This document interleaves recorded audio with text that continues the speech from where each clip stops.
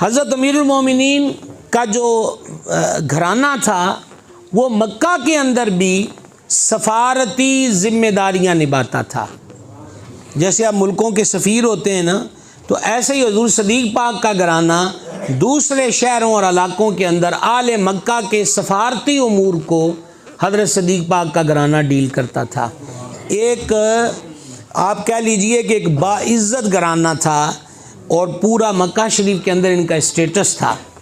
پھر حضرت صدیق اکبر مالدار تھے کیونکہ تاجر تھے، اور تجارت ہی کی تو بات ہے کہ جب ملک شام میں گئے تو وہاں ایک خواب دیکھا اور اس کی تعبیر کے لیے سرگرداں ہوئے کہ مجھے کوئی اس کی تعبیر بتائے. تو کسی نے بتایا کہ راہب ہے وہ خوابوں کی تعبیر بتا دیتا ہے.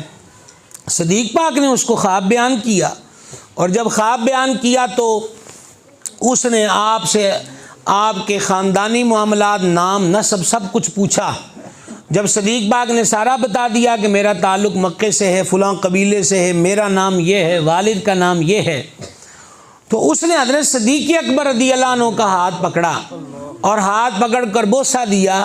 کہا جب رب تمہیں نبی آخری نبی کا خلیفہ بنائے تو ایسے بڑھڑے نو بھی دعاواں چ یاد رکھو.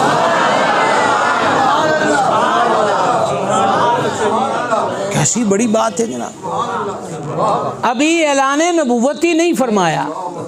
کیسی اجنبی بات تھی کہ وہ ملک شام میں وہ کہہ رہا ہے کہ جب عروج پر پہنچے اور تیری قسمت اس عروج پر پہنچے کہ تو آخری نبی کا خلیفہ بنے. ابھی تو نبی کا تصور اعلان ہی نہیں ہے، پھر اس کا خلیفہ کا سانو بھی دعا یاد رکھنا ہے. اس خواب نے اور تعبیر نے صدیق پاک کو بے چین کر دیا. الہی یہ ماجرا کیا ہے؟ تجارتی امور سے فراغت پائی، فوراً مکے کی راہ لی. یہاں آئے تو ابو جہل و دیگر لوگ ملے. انہوں نے کہا تیرے پیچھے حالات بڑے خراب ہو گئے.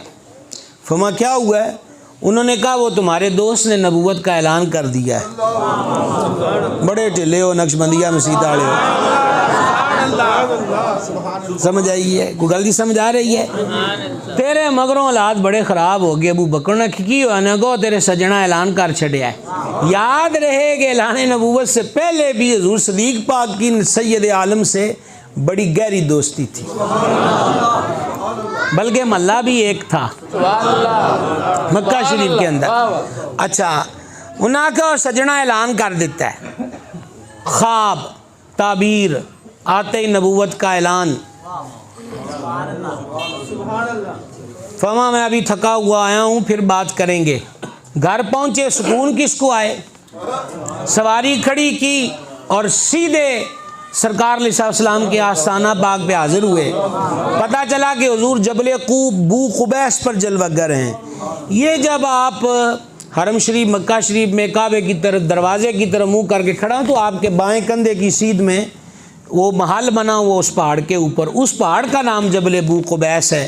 اسی پر کھڑے ہو کر حضور نے چاند کے 2 ٹکڑے فرمائے. کہا جبل بو قبیس پر حضور جلوہ گر ہیں علیہ الصلوۃ والسلام. صدیق پاک گئے. آج سرکار نے جس مسکراہٹ کے ساتھ مرحبا اور ویلکم کہا نا، وہ جدا گانا ہی تھی.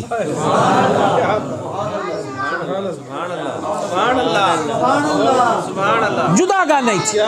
سلام عرض کیا اور سلام کے بعد ایک ہی سوال پوچھا، کیا میں نے جو سنا ہے وہ سچ ہے؟ فرما ہاں ابو بکر تو نے سچ سنا ہے، میں اللہ کا نبی ہوں، میرے دامن سے لگ جاؤ نجات پا جاؤ گے. عرض کی رسل و انبیاء جو آتے ہیں وہ اپنے ساتھ کو نشانیاں لاتے ہیں. اگر آپ کا یہ یار با وفا آپ سے کوئی نشانی طلب کرے تو حضور کیا عطا کریں گے؟ فرما ملک شام میں جو تو نے خواب دیکھا اور راہب نے جو تعبیر بتائی.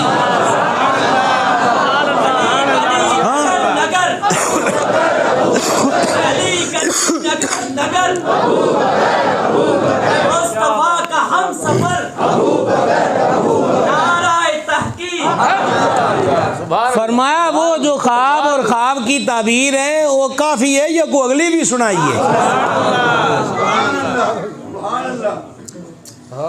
کس عقیدے پر صدیق پاک نے کلمہ پڑھا کہ نبی غیب کی خبر دیتا ہے؟